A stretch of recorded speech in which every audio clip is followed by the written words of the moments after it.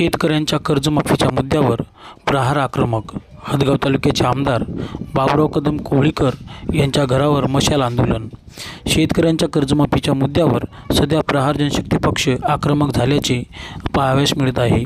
प्रहार जनशक्ती पक्षाचे नेते व माजी राज्यमंत्री बच्चूभाऊ कडू यांनी आक्रमक भूमिका घेऊन राज्याचे कृषी मंत्री यांच्या घरावर आंदोलन करण्याचे काही दिवसापूर्वी जाहीर केले होते. तसेच महाराष्ट्रातील 288 आमदार महोदय यांच्या घरावर देखील त्या तालुक्यातील प्रहार जनशक्ती पक्ष मशाल आंदोलन करणार असेही सांगितले होते.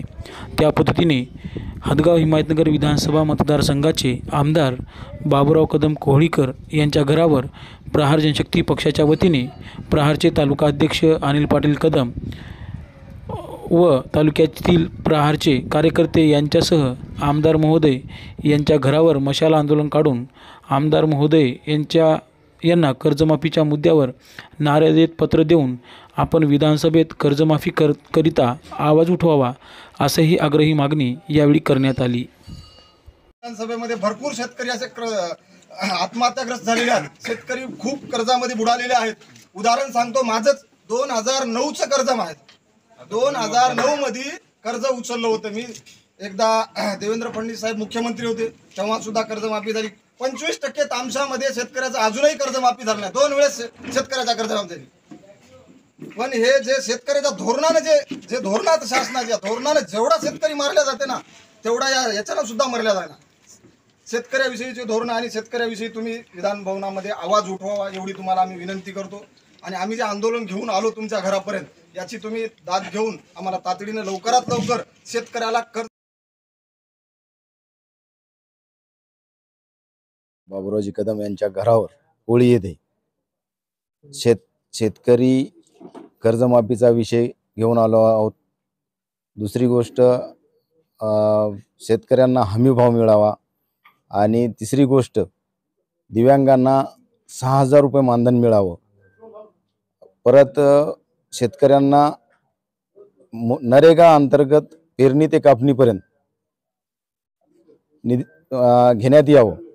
आणि आज जे आपण आंदोलन इथं केलेलं आहे हे सर्व महाराष्ट्रातील 288 आमदाराच्या घरावर माननीय माजी राज्यमंत्री प्रहार जनशक्ती पक्षाचे संस्थापक अध्यक्ष बच्चूभाऊ कडू यांच्या आदेशानुसार यांच्या मार्गदर्शनाखाली व पूर्ण शेतकऱ्यांची कर्जमाफी झालीच पाहिजे हा सर्वात महत्त्वाचा मुद्दा आहे आणि तो करायला पाहिजे. आणि आमदार साहेबांनी हा विधानसभेत आवाज मांडायला पाहिजे. यासाठी आम्ही हे आंदोलन आज केलेलं आहे. महायुती सरकारने पाठीमागे जाहीरनाम्यात असं दिलं होतं की बुवा आम्ही शेतकऱ्यांना कर्जमाफी करू, शेतकऱ्यांचा 7/12 कोरा करू.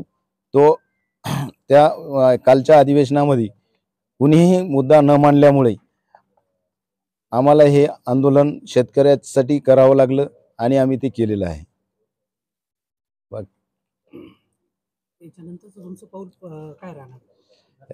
हां, यानंतर जर करता शासनाने कर्जमाफी नाही केली किंवा आमचे हदगाव हिमायतनगर मतदारसंघाचे आमदार बाबुरावजी साहेब यांनी जर विधानसभेमध्ये आवाज नाही उठवला तर आम्ही यांच्या घरापुढे परत एक आंदोलन करू एवढं सांगू इच्छितो.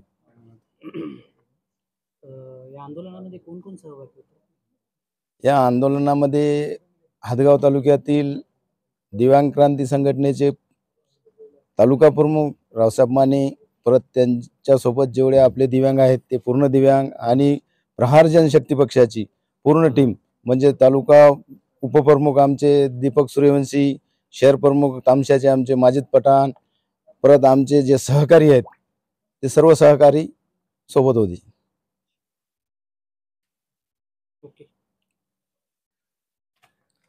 आज जे आम्ही आंदोलन पुकारलं होतं, माजी राज्यमंत्री आदरणीय बच्चूभाऊ कडू यांच्या नेतृत्वाखाली शेतकऱ्याची कर्जमाफी, ज्या गेंड्याच्या कातडीचं सरकार आहे त्या सरकारनं आम्हाला वचन दिलं होतं, शेतकऱ्याला तुम्ही बळीराजा म्हणता, शेतकऱ्याच्या जीवावर एवढं काही हे करता आणि शेतकऱ्याची कर्जमाफी द्यायची म्हणलं की तुम्हाला दुसरे काही धंदे सुचवतात. त्या वचननाम्यामध्ये त्यांनी म्हणलं होतं की बा 7/12 शेतकऱ्याचा 7/12 कोरा कोरा कोरा अरे देवेंद्र फडणवीस, तुझ्या घरात कुठं गोरा लावावं लागेल एखाद्या दिवशी तर तेव्हा शेतकऱ्याला तुला जाग येईल का? जर शेतकरी जर पेटून उठला तर आज तरी आम्ही आमदाराच्या घरावर मोर्चा काढला, पण येत्या काळामध्ये विधानसभेवर मोर्चा काढू आणि मुख्यमंत्री देवेंद्र फडणवीस साहेब तुमच्या घरावर सुद्धा एक गोरा घेऊन याच्यानंतरचा मोर्चा राहील, याच्यानं मी तुम्हाला हे सांगतो. आणि लवकरात लवकर शेतकऱ्याचा सातबारा, जसा तुम्ही शब्द दिला होता, छत्रपती शिवाजी महाराजांचा जसा शब्द होता, शेतकऱ्याच्या देटाच्या काडीला सुद्धा देटाला सुद्धा हे होता कामा नये, तसं तुम्ही शेतकऱ्याला कर्जमाफी देऊन आम्हा शेतकऱ्याचे जे हाल होत आहेत त्या हालापासून तुम्ही हे करावं. आणि शेतकऱ्याची लवकरात लवकर तातडीनं शेतकऱ्याची जर कर्जमाफी नाही केली तर आम्ही पुढचं जे आंदोलन आहे ते 100% तुमच्या घरावरच करू, एवढं बोलतो मी.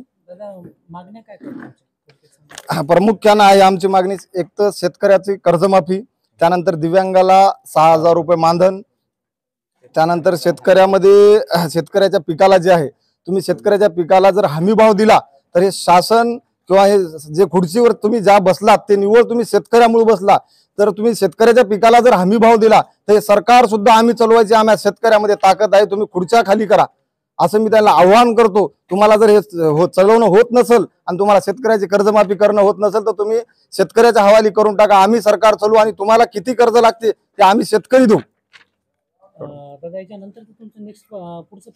आमची जर शेतकऱ्याची जर आम्हाला जर कर्जमाफी नाही मिळाली तर आम्ही कुठल्याही थराला जायला तयार आहोत. आमच्यावर किती केसेस दाखल होऊ द्या, किती गुन्हे दाखल होऊ द्या, प्रशासन जरी तुमच्या हातात असेल तरी आम्हाला डॉक्टर बाबासाहेब आंबेडकरांनी जे कायदा दिलेला आहे त्या कायद्यानुसार आम्ही आंदोलन करू, तुमच्या मुख्यमंत्र्याच्या घरावर करू. आज तरी आम्ही आमदार साहेबाच्या घरावर केलं, पण येत्या काळामध्ये महाराष्ट्र राज्याचे मुख्यमंत्री देवेंद्र फडणवीस साहेब त्यांच्या सुद्धा घरावर आम्ही आंदोलन केल्याशिवाय राहणार नाही.